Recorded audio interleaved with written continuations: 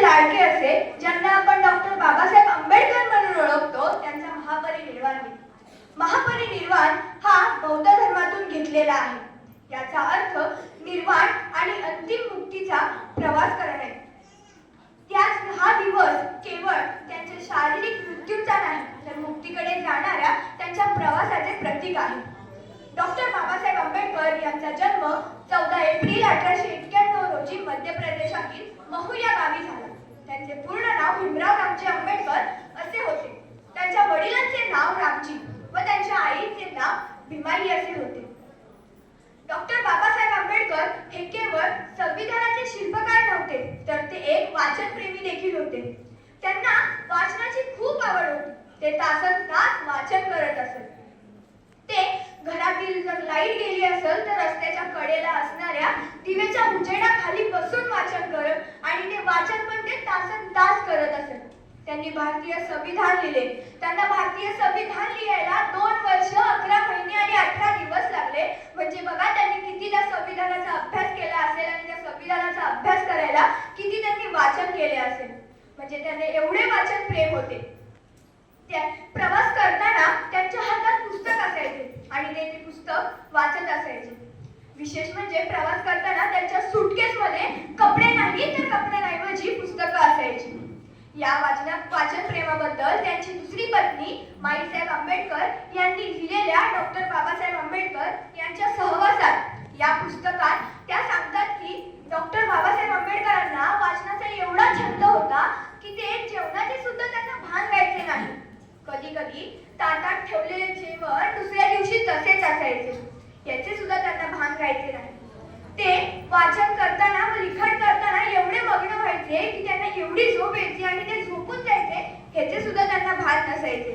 म्हणजे त्यांना वाचन प्रेम एवढं होते. डॉक्टर बाबासाहेब आंबेडकर हे पुस्तकांचे वाचन प्रेमी होते. मित्रांनो, बाबासाहेबांकडून आपल्याला खूप काही शिकवण मिळते. डॉक्टर बाबासाहेब आंबेडकर असे सांगतात, वाचा, शिका आणि समाजाला दिशा दाखवा. ते असेही सांगून गेले की वाचाल तर वाचाल, कारण जीवनात आपण काहीच वाचलं नाही तर आपण काहीच करू शकत नाही. डॉक्टर बाबासाहेब आंबेडकरांच्या मुंबईतील राजगृह या निवासस्थानी तब्बल 50,000पेक्षा जास्त पुस्तके होती. त्यातीलच त्यांचा एक ग्रंथालयातील प्रसंग असा की ते एक दिवशी ग्रंथालयात पुस्तक वाचन करत होते.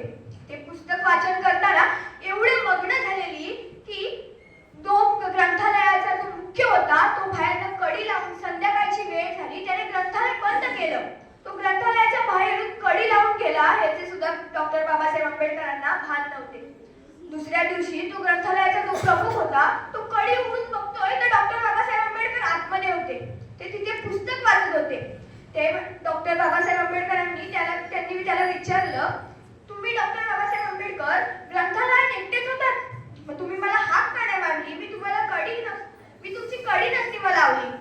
पण डॉक्टर बाबासाहेब आंबेडकर म्हणाले, अरे वेड्या, मी पुस्तक वाचनात एवढा मग्न होतो की मला तू कडी लावून गेले याचे सुद्धा भान नव्हते.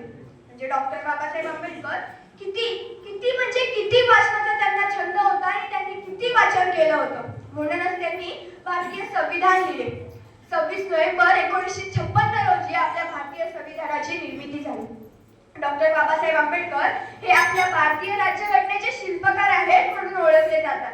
ते संविधानाचे सुद्धा शिल्पकार आहेत आणि ते आपल्या वाचनाचे सुद्धा शिल्पकार आहेत. त्यांना वाचनाचा, लिखाणाचा एवढा छंद होता की ते जेवायचे नाही म्हणजे त्यांना एवढा छंद होता.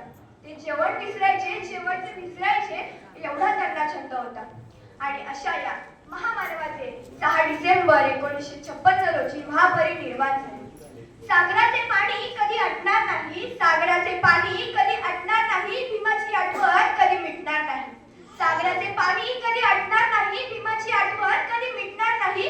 अरे लाख जन्म काय, 1000 जन्म घेतले तरी आपल्याकडून डॉक्टर बाबासाहेब आंबेडकरांचे उपकार कधी फिटणार नाही. आपल्याकडून डॉक्टर बाबासाहेब आंबेडकरांचे उपकार